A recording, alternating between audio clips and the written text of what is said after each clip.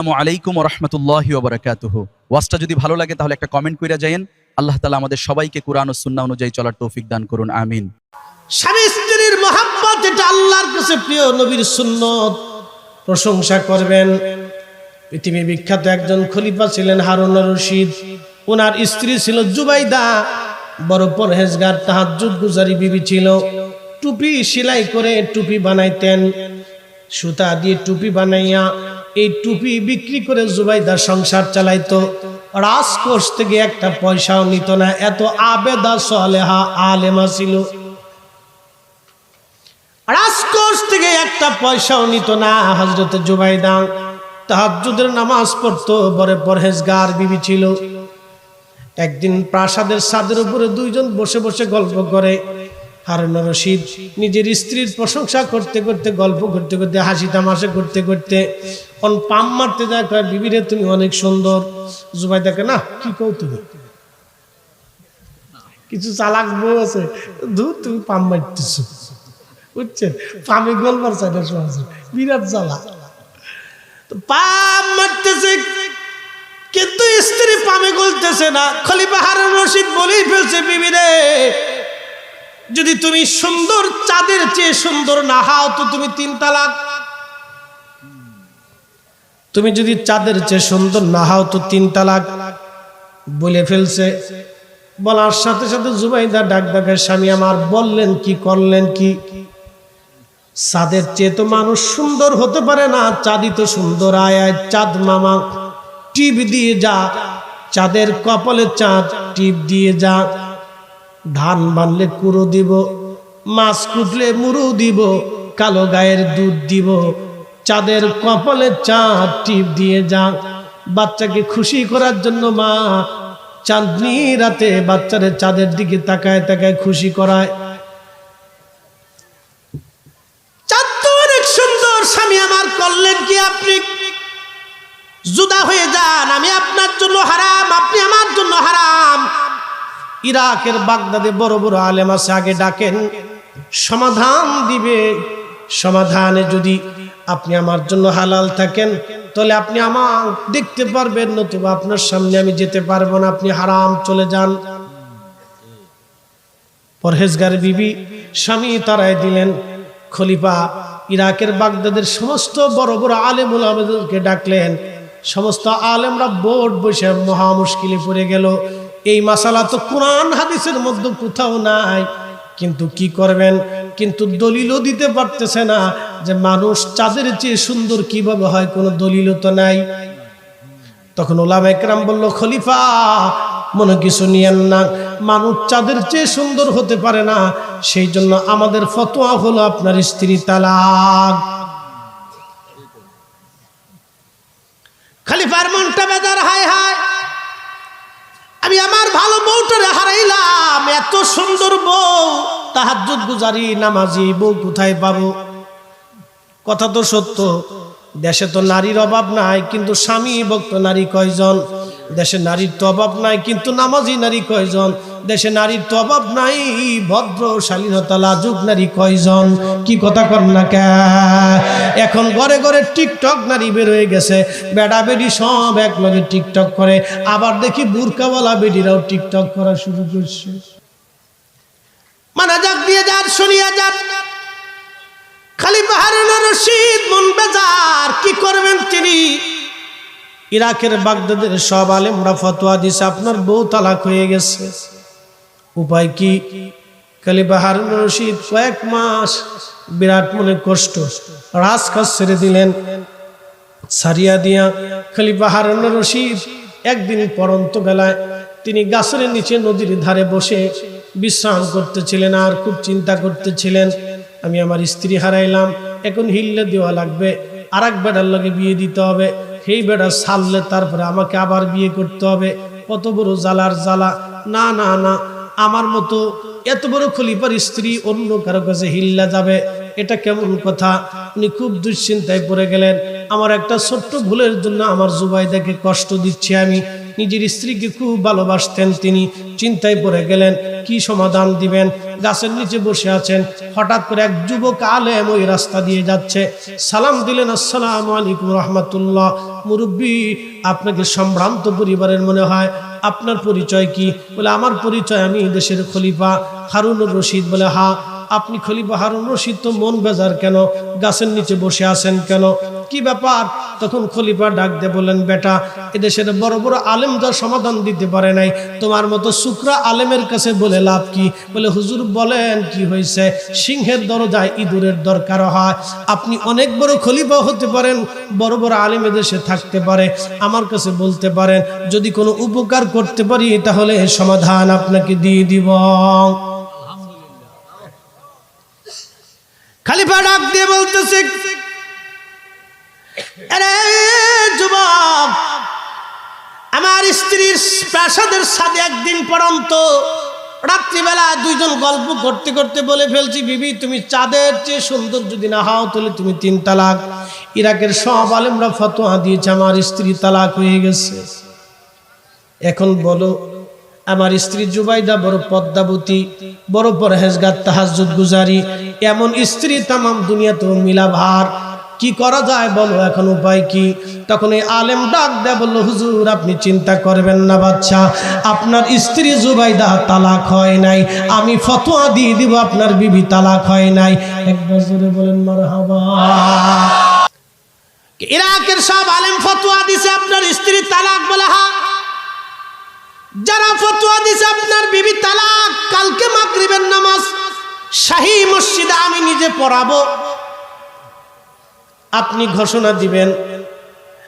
ঘোষণা দিবেন যে বাদশাহ শাহী মসজিদে আপনার মেহমান এই যুবক আলেম কালকে মাগরিবের নামাজ পড়বে, আপনি নিজে ঘোষণা দিবেন। আর ইরাকের সব আলেমদেরকে এক কাতারে ওই মাগরিবের নামাজ আদায় করার জন্য হুকুম দিবেন। খলিফা বললেন, ঠিক আছে, যাও তাহলে কালকে আসো। আসরের নামাজের পরে যুবক আলেম ধীরে ধীরে গেলেন শাহী মসজিদে। মাগরিবের নামাজের সময় আজান পড়ল। আজান পড়ার সাথে সাথে রাজ দরবারে যা ছিল সব নামাজে আসতেছে। আগের মুসলমান বেনামাজি ছিল না, বর্তমান মুসলমান বেনামাজি। আগে রাজা বাচ্চারা বেনামাজি ছিল না, আমির উমরারা নামাজ পড়তো। এখনকার নেতা কর্মী ভাই নামাজ পড়ে না। কি কথা কন না কে? অনেকে সালিশ দরবার করে, ভাই মনে কিছু নিয়ে না, মুতি পানি নেয় না। দলের টানে, মতের টানে, গোষ্ঠীর টানে, ব্যক্তির টানে, ক্ষমতার টানে বিচার করে দিতে পারে, কিন্তু এই বিচার শেষ বিচার না। শেষ বিচারের দিন সবাইকে আল্লাহর আদালতে বিচারের কাঠ করে দাঁড়াইতে হবে। কথা কোন ঠিক কিনা? একদিন মাটির ভিতরে হবে ঘরে, মন আমার কেন বান্ধ দালান ঘর, মন আমার কেন বান্ধ দালান ঘর। ভাইজান খলিফা হারুনুর রশিদ বলতেছে, ঠিক আছে কালকে আসেন। আজান পড়লো। আজান পড়ার পরে সব আলেম আস্তে আস্তে আসে। খলিফা ঘোষণা দিলেন, আমার একজন মেহমান আছে, যুবক আলেম, তার নাম ইউসুফ। আজকে মাগরিবের নামাজের ইমামতি তিনি করবেন।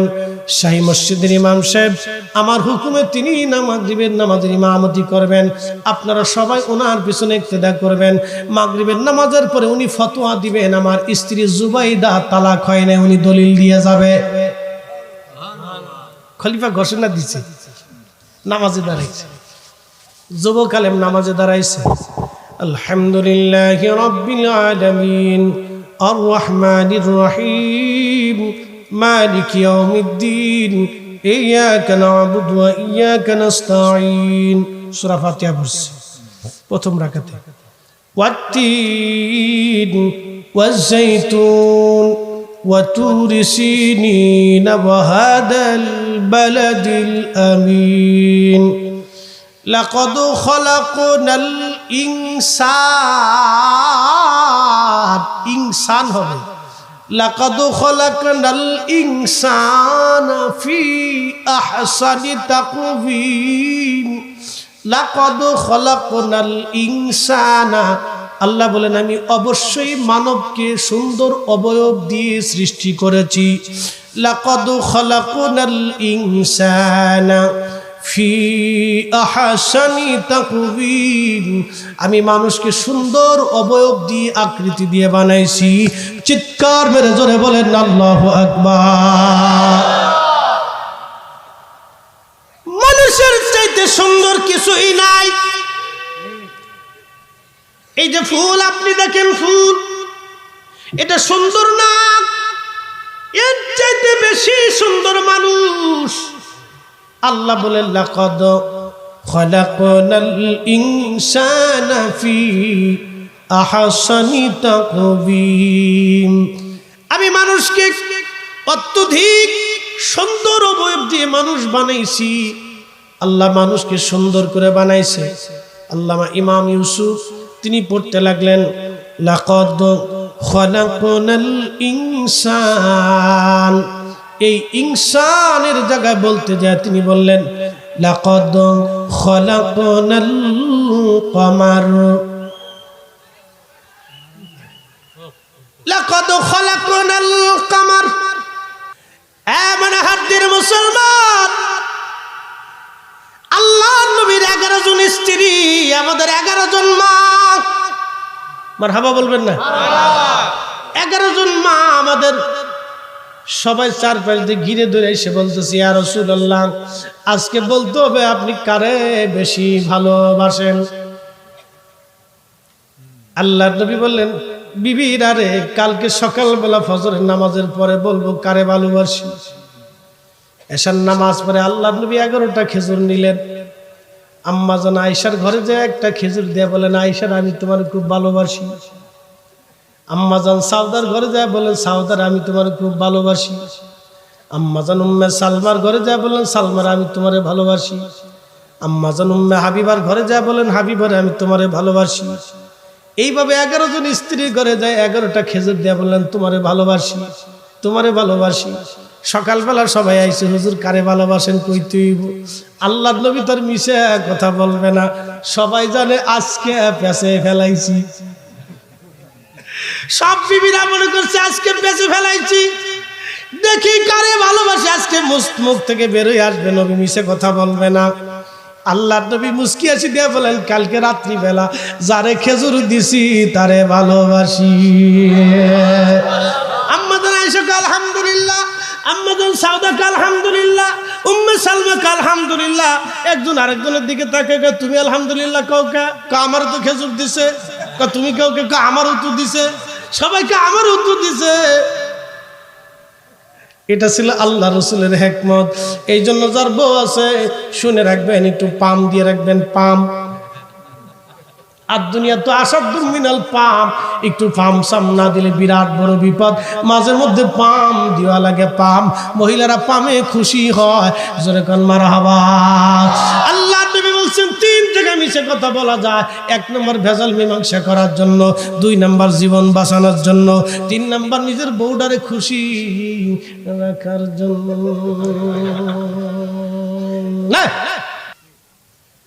খাজা বাবা তারাবির নামাজ পড়ছে 20 রাকাত। 1000 বছর ধরে দেশের মানুষ তারাবি পড়ে 20 রাকাত। যদি বলেন খাজা বাবা ঠিক তাহলে ওরা বেঠিক, আর যদি বলেন ওরা ঠিক তাহলে খাজা বাবা বেঠিক।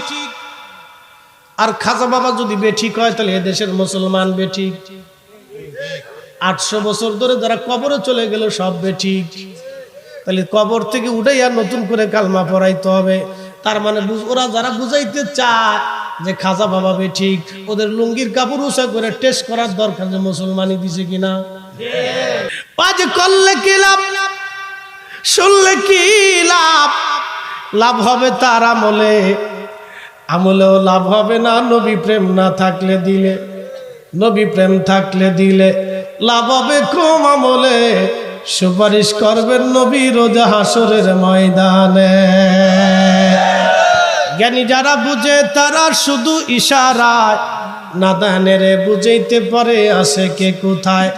জ্ঞানীর মতো জ্ঞানী হলে অল্প কথাই বুঝে, কচুর মতো কচু হলে অল্প জালেই সিজে।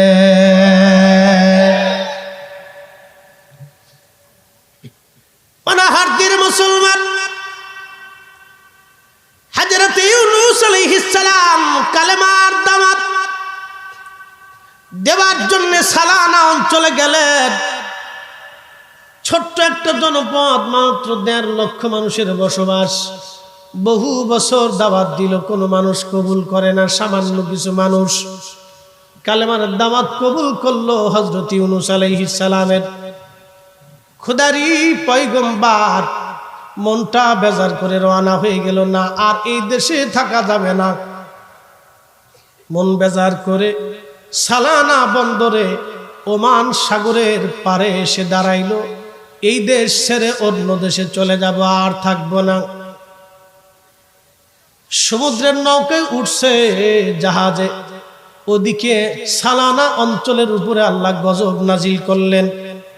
নবী চলে আসছে, মন বেজার করার কারণে, চলে আসার কারণে আল্লাহর গজব আসমানে চেপে গেল। কঠিন মেঘ কালো হয়ে তামাম এলাকা অন্ধকার হয়ে গেল। ওমানের মানুষগুলি ভয় পাইয়া, ওই এলাকার একজন বৃদ্ধ আলেম ছিল হযরত ইউনূস আলাইহিস সালামের অনুসারী। ওই আলেমের কাছে যা বলল, হুজুর, নবী তো মন বেজার করে চলে গেছে, এখন আমাদের উপায় কি? খোদার গজব তো আমাদের উপরে চেপে আসছে। যদি এই গজব এসে যায় তাহলে আমাদের জন্য কঠিন পরিস্থিতি হবে, কি করা যায়? ওই আলেম ডাক দে বলো, ওমানবাসী, তোমরা একটা কাজ করো। এই মহাবিপদ থেকে যদি বাঁচতে চাও, তোমরা ঘর থেকে বের হও। বাচ্চা কাচ্চা, সন্তান সন্ততি, স্ত্রী পুত্র পরিজন, ছেলে মেয়েদের সব নিয়ে, ভাই বগ্নিক, মহিলা পুরুষ সব তোমরা মাঠের মধ্যে যাও। হাঁস, দুম্বা, উট, ভেড়া, ছাগল, বকরি যা আছে সব নিয়ে যাও। মাঠের মধ্যে যে তোমরা সেজদায় পড়ে কাঁদতে থাকো। যদি মালিক দয়া করে এই গজব আল্লাহ সরাই দিবে। কোরআন বলতে তো দোহারাল ফাসাদু ফিল বাররি ওয়াল বাহরি বিমা কাসাবাত আইদিন নাস। মানুষের দুহাতে রুজির কারণে আল্লাহ আসমান থেকে মানুষের জন্য গজব পাঠায়। এই যে অনাবৃষ্টি কেন হয়? মানুষ যাকাত না দিলে, দান না করলে আল্লাহ বৃষ্টি বন্ধ করে দেয়। গরিব মানুষকে সাহায্য না করলে আল্লাহ রাব্বুল আলামিন আকাশ থেকে বৃষ্টি বন্ধ করে দেয়। কি করে সাহায্য করবে দেশের মানুষ? যারা ধনী ব্যক্তি আছে তারা দান সদকা করতে চায় না, তারা মনে করে টাকা নিয়ে কবরে চলে যাব। কোটি কোটি টাকার মালিক যারা আছে তারা দান করে না, দান যাও করে তো ফসা লুঙ্গি। 2-3 মাস পরার পরে বেটা পেশাব করতে বসে নিজ দিয়ে ফাইরে চলে গেছে। কি কথা করলে? এই ফসা লুঙ্গি জাকাতের লুঙ্গি। এই পচা লুঙ্গি দিয়ে যাকাত হয় কেমনে?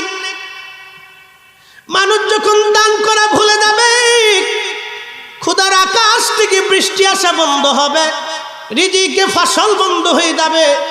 হুজুর কেবলার কাছে সাংবাদিকরা এসে বলল, সাংবাদিকরা এসে বলল, হুজুর, একটা বিষয় আপনি কি আমাদেরকে বলবেন? পরিসংখ্যানে বুঝি না যে মুসলমানরা পৃথিবীর সর্বশ্রেষ্ঠ জাত, কিন্তু মুসলমানদের হাতে কোনো রিজিক নাই। সমস্ত রিজিকগুলি কাফের আর খ্রিস্টান ইহুদিদের হাতে। কারণ কি?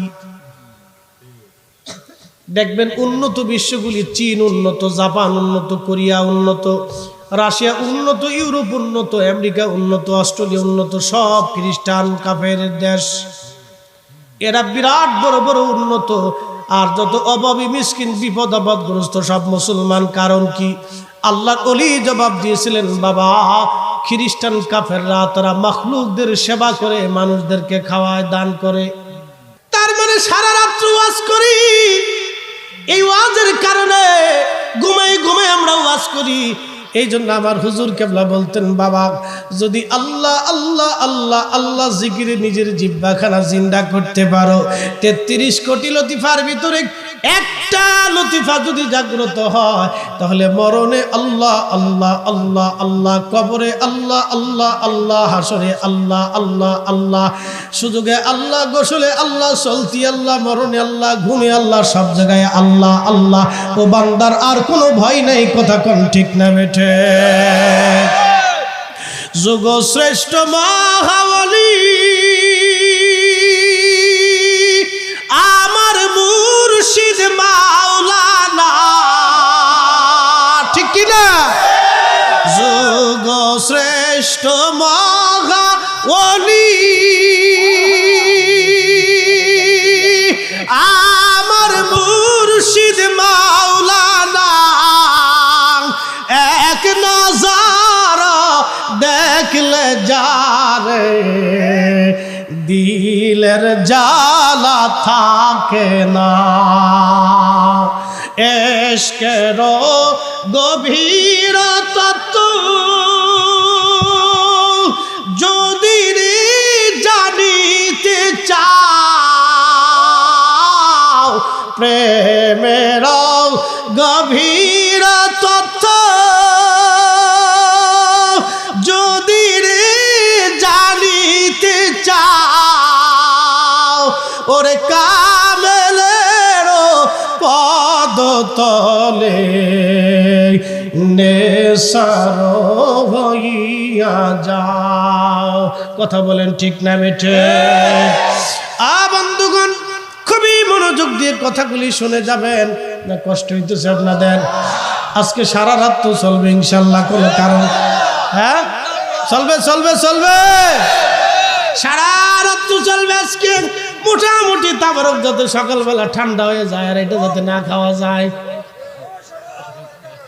চলবে। আটত্রিশের মরিদরা কোনো ভয় পায় না, কি কথা কন না, না তুফানে না বৃষ্টিতে কোনো ভয় নাই। আহা, হুজুর কেবলার জীবন থেকে একটা ঘটনা আপনাদেরকে শোনাবো আজ।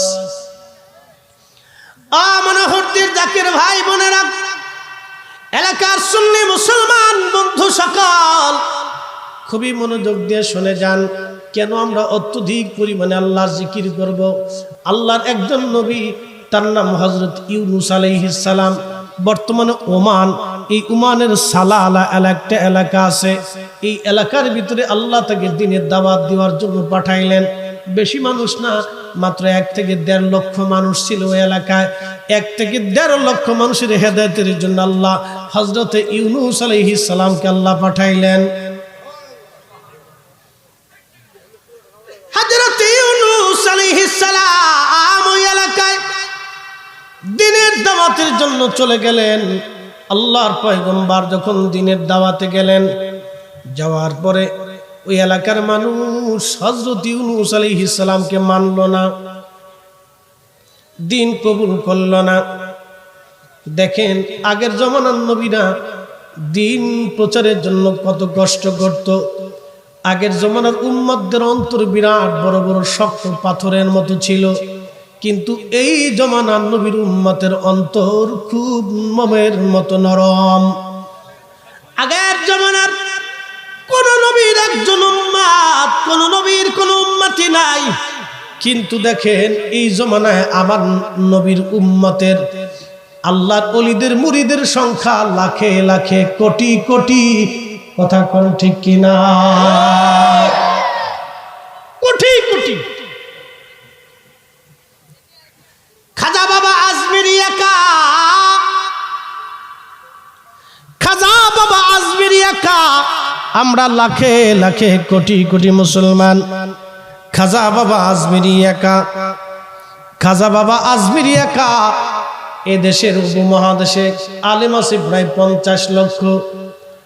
50 লক্ষ আলেম যা করতে পারে নাই, খাজা বাবা একা তাই করছে।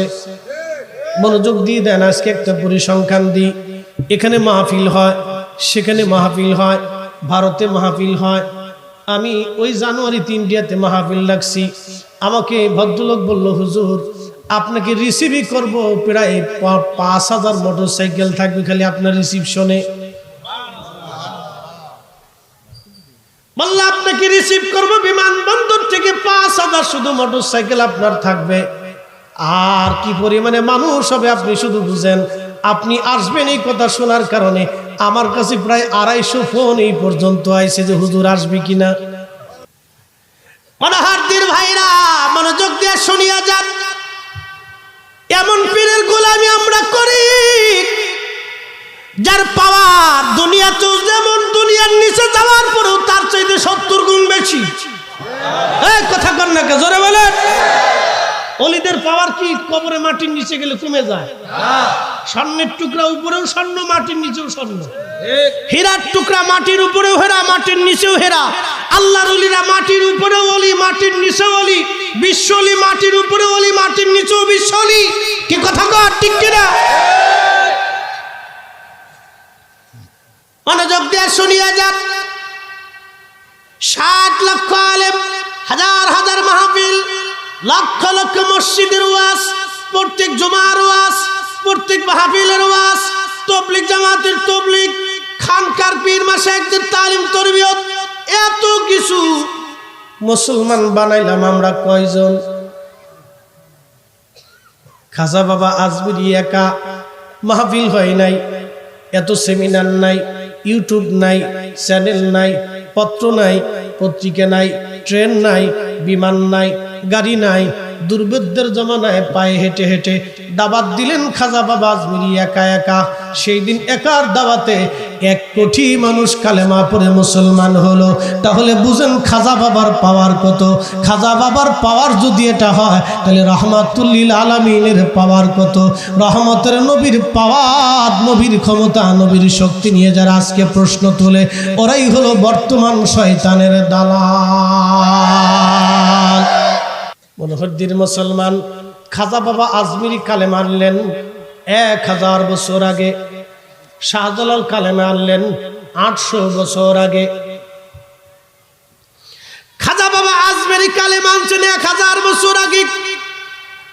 ১০০০ বছর আগে খাজা বাবা যদি এইভাবে নামাজ পড়তো তাহলে ১০০০ বছর ধরে উপমহাদেশের মুসলমানরা এইভাবে নামাজ পড়তো।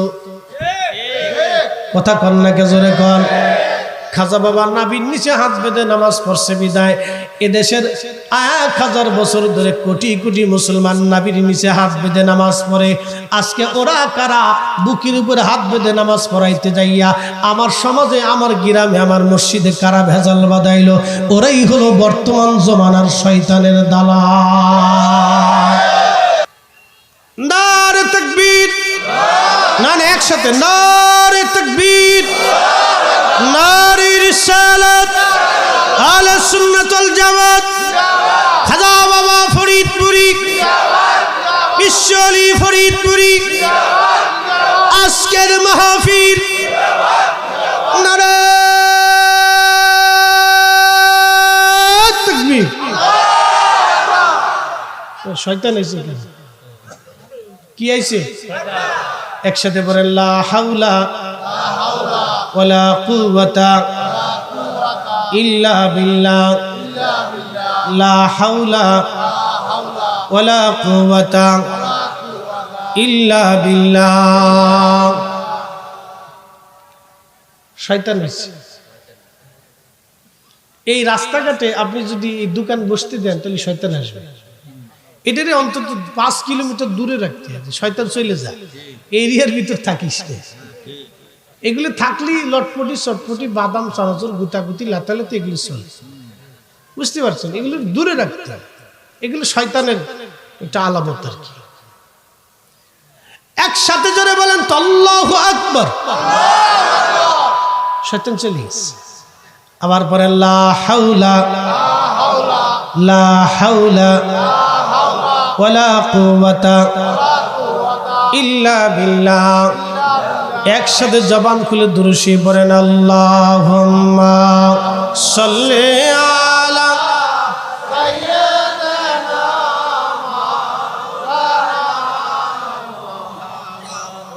ওয়া আলা আলি সাইয়্যিদিনা যারা বিয়ে করেন নাই তারা শিখে রেখে দেয়, যারা করছে তারা পামের উপরে রাখবে। আর যদি খালি কইছেন না ওই উত্তরপাড়া সলিমের মার রান্নাটা খাইছিলাম ভালোই লাগছিল, তো মরার একদিন পর্যন্ত কেউ সলিমের মারটা খাও না। আমি খালি একদিন কইছিলাম যে না দূর কি রান্না বান্না ঘোরার ডিম করো মাহফিল এটি তো ভালোই খাওয়ায়। আজও পর্যন্ত যদি খালি কইছে না আজকে একটু কেমন কেমন লাগে তোকে মাহফিলে যা খাও গে, এই কথা মনে আছে আমার, মাহফিলে যা খাও গে, আমারটা তো ভালোই লাগবে না। অনেক ফার্ম ফুম দিয়ে আসি না আজকে খুব মজা লাগছে তাহলে খুশি কা হ্যাঁ না হুমায়ুনের বাপ তোমার পরের তারিখে ভালো জিনিস খাওয়া বলে ঠিক আছে।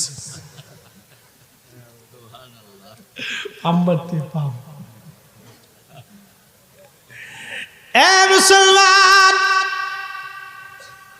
বিবি খুশি আল্লাহ খুশি, হুজুর বউ খুশি আল্লাহ খুশি কে? বউ যদি বেজার হয় তাহলে শয়তান খুশি হয়, কারণ শয়তান চায় স্বামী স্ত্রীর ভিতরে দ্বন্দ্ব লেগে যায়। কথা বুঝতে পারছেন? শয়তান কিন্তু চায় যে দ্বন্দ্ব লাগুক, আর আল্লাহ চায় আমার বান্দারা স্বামী স্ত্রীর মিলে খুশি থাকুক। বলা যাবে না মারহাবা? এই জন্য খুশি ডাকবে। নিজের স্ত্রীকে মাঝে মধ্যে খুব প্রশংসা করবেন, বসে বসে গল্প গুজব করবেন, ভালোবাসা আদান প্রদান করবেন। আমাদের দেশে ভালোবাসা তো আবার অন্যদিকে সেটিং এ চলে যায়, ফেসবুকে মোবাইলে আবার ভালোবাসা অন্যদিকে চলে যায়। আর এক বেডিকে তুমি সুন্দর, ও শান্তের চাইতে সুন্দর, আর এক বেডির ভাম মেরে দিচ্ছে। যুবক আলেম পড়তেছে লাকাদ খালাকনাল ইনসান,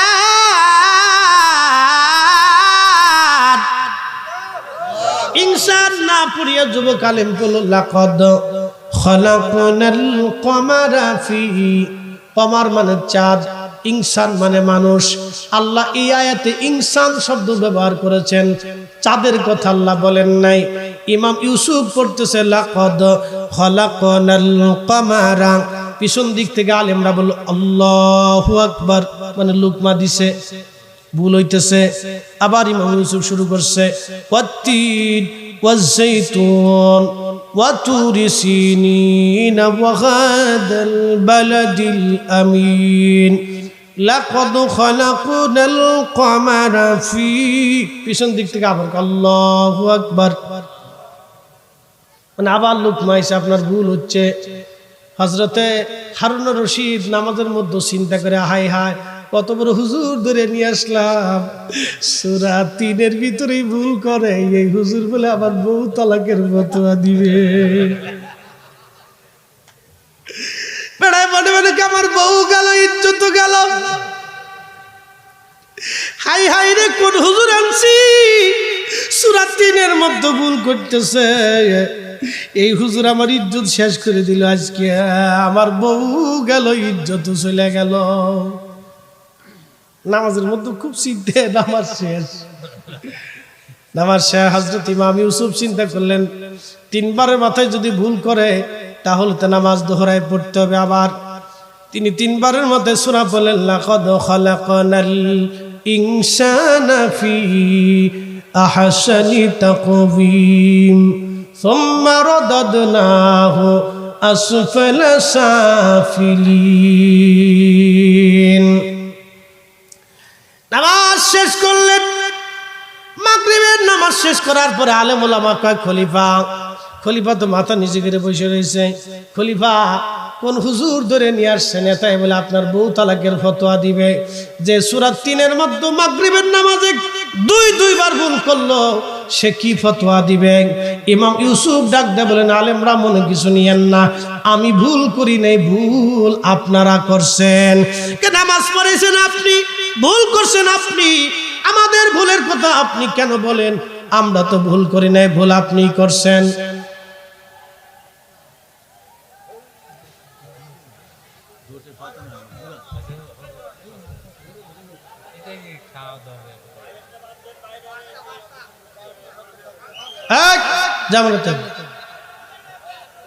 একসাথে বলে আল্লাহু আকবার, নারে তাকবীর, নারে রিসালাত, আবার বলি লা হাওলা ওয়ালা কুওয়াতা ইল্লা বিল্লাহ। এই শয়তানে ধরছে, বিরাট বড় শয়তানে ধরছে। এই দোকানগুলি নিয়ে একটা বিরাট বড় সমস্যা, রাস্তাঘাটে এগুলি নিয়ে একটা বিরাট বড় প্রবলেম।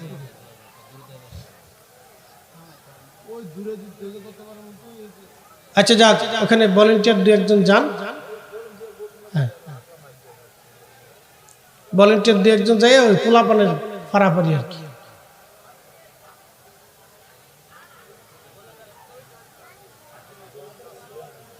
পোলাপানের পারাপারি। আচ্ছা যাক ইনশাআল্লাহ আসেন নবীজিকে দাঁড়ায় সালাম জানাই, ইয়া নবী সালাম আলাইহি